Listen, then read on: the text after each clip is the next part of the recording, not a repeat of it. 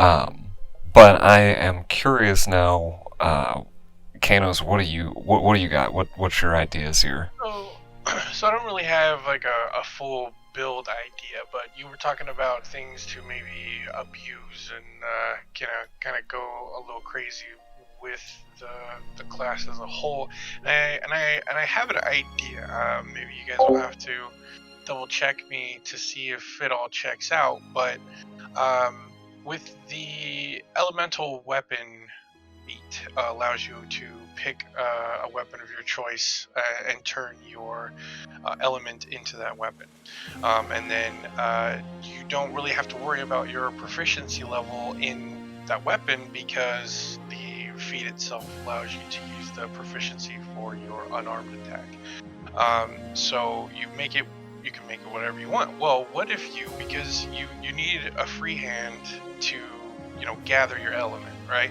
So you use your one hand to gather that element and you turn it into the weapon. What if you make it a weapon that you can use the fighter? So because we use dual classes, use the fighter feat, dual-handed assault or dual-handed attack or something like that. And if you could put it, basically use that weapon as a two-hander, and then at level 4 you get blast barrage. So say you make a D10 or a D12 two-hander, and then you get 3 opportunities. You have to add your multiple attack penalty, of course, but it's 3 opportunities to do at that level. I think you could have a striking rune on it, on your hand wraps, because I would assume it uses your hand wraps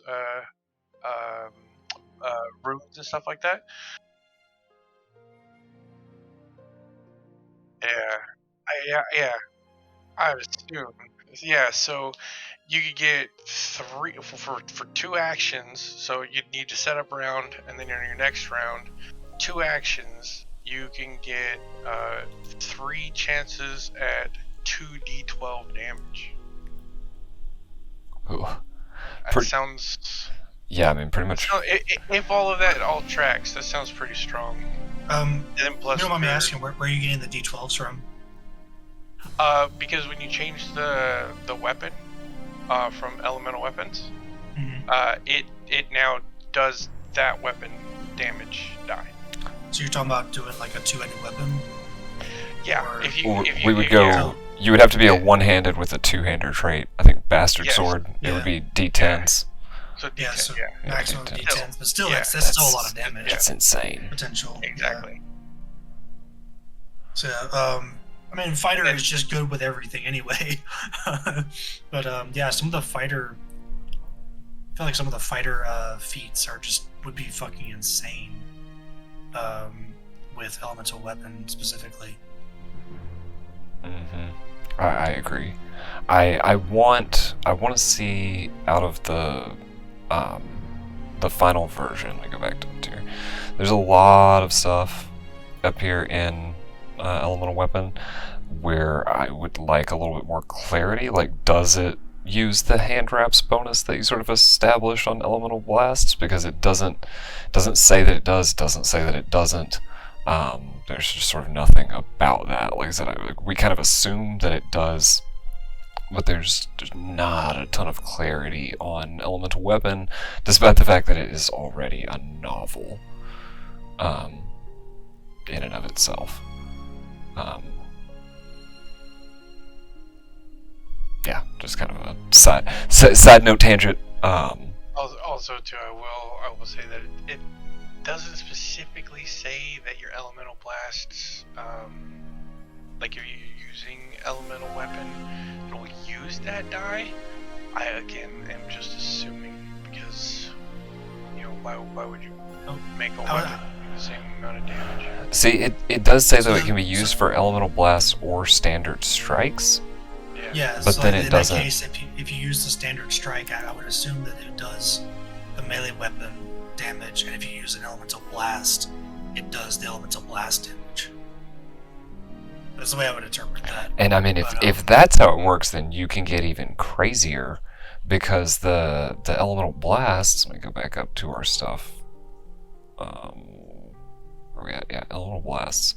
The elemental blasts you have so much access to different traits that you could go, like you were saying, the bastard sword idea, and be hitting someone up close with a dual-handed assault, and then follow up with an agile finesse air slashing elemental blast at reach. And a reduced map. Yeah, and reduced map with the agile. That's gonna be, I don't know. There's so much here. There's so much with this class. Overall, it's really solidly written. Yeah, this is a Aside great. from a few little places where it's a bit ambiguous. Overall, like the wording is pretty straightforward, easy to understand. Well, and the class itself seems balanced. I wonder sometimes, 'cause I've noticed that's kind of a running theme with some of the playtests, is some of it is ambiguous, and I wonder if that's not so that they get feedback about, well, we didn't see that it said, so we tried this, it felt really good, and then it sees its way into the final version. Thanks to that too. Because that's usually, and then that's really the only complaints, the clarity. I will say that other playtests, when I've gone through them, they usually feel a little underpowered, maybe a little underwhelming. That is not the case with this. This feels strong. I feel like this might see some nerfs. I feel like a lot of their utility stuff is actually really, really good. Mm-hmm. However, some of the I think the nerfing point is the saves. Well, what I mean by that is take the water element, for instance. There's a feat in there called Glacial Prison, 12th level feat, which 12th level, it's already pretty late in the game. But you target a creature within 120 feet for 2 actions, and that creature attempts a fortitude save against your class DC. Regardless of the result, the creature is temporarily immune for 24 hours. On a failure, on a success, the target's slowed 1 until the end of its turn. On a failure, that target is petrified for 1 round, or until it receives a hostile action, like a strike or something against it. Now, I'm not too well versed on the petrified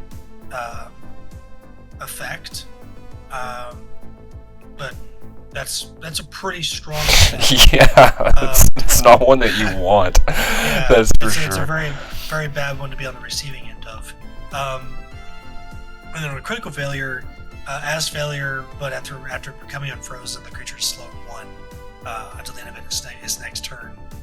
On top of it, now where I feel like this feat could be better, or the biggest problem I see it with it, and it could be like, this is intentional. I know this is intentional for balance. The save is a fortitude save, and most monsters have big boy forts. Have Yeah. really good fortitude. A lot of monsters saves. do have good fort. So I really only, as we kind of wind down here, because we were supposed to keep this at a 15-minute video, and we're 35 minutes into this recording, and our editor Ro is going to kill us all. But I want to go back up to the spot up here where they talk about more elements and how we're getting metal and wood. And I just want to say that for my build, if I can combine this with a sorcerer with a bunch of gravity magic and make a metal kineticist sorcerer that is basically Magneto from X-Men, I will kiss the person who makes the metal thing's feet at Paizo. I want that build so bad. Just let me play Magneto from X-Men, and I'll be a happy camper. Speaking of that. I think outside of min-maxing and stuff, this class has a ton of flavor. Just a lot of fun things, like being able to command an elemental. If you happen to run across one, you can just make it a buddy for a little while. You can have kind of like a pseudo eidolon. I don't remember which feat it was, but it basically, you create your own little elemental that it acts just like an eidolon with you. Like if it gets hit, you take damage, and you can control it. And then obviously the amount of different types of characters you can build here, like he said Magneto. Obviously if you go fire, you can be Sasuke from Naruto. I was thinking a shaman from World of Warcraft, and just a lot of good fun choices outside of just trying to power through everything. I think this is just a very enjoyable, fun class. I 100% agree.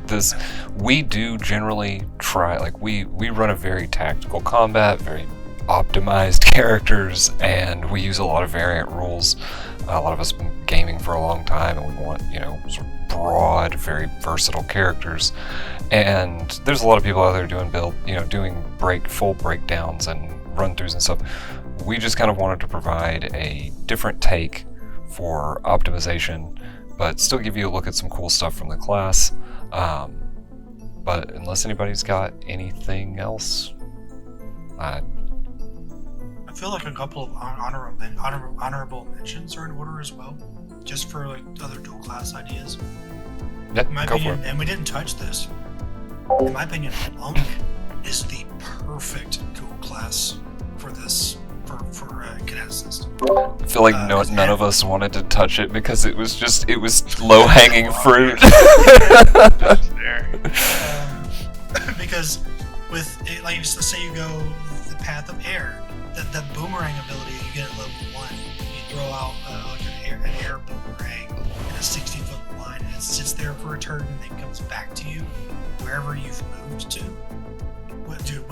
With monk movement, you can create some insane angles for that effect, for that ability. Monk, some of its stances, like the weirdness would get a little weird when you start implementing monk stances and stuff, but there's some really versatile builds in there, and just about everything about monk really plays into the idea of Kineticist. The unarmed attack, everything just goes right alongside. It's just gonna be a very, very strong combination. It definitely was low-hanging fruit. No one wanted to go that route. We're like, we want to break it in other ways because everyone's gonna say monk and this is strong. Well, one that I was thinking of is, it may not be super optimal, but you go with the universal. I think that's what it's called. Mm-hmm. Yeah, universalist. Universalist, and then so you have access to all the different elements, and then go with like the free archetype of medic, and kind of build like an elementalist healer, because I believe everyone except for fire had some healing impulses, and it'd just be a fun, different way to be a healer besides like a cleric or a druid. I thought that was interesting and something that I would want to try out. It's gonna be like that if you go like monk, kineticist, and then like medic. That's gonna be a really it's gonna be a big damage healer. Like you're gonna be able to pump out damage and get like solid heals out of that. That's gonna be it's another really fun option. This class is so much.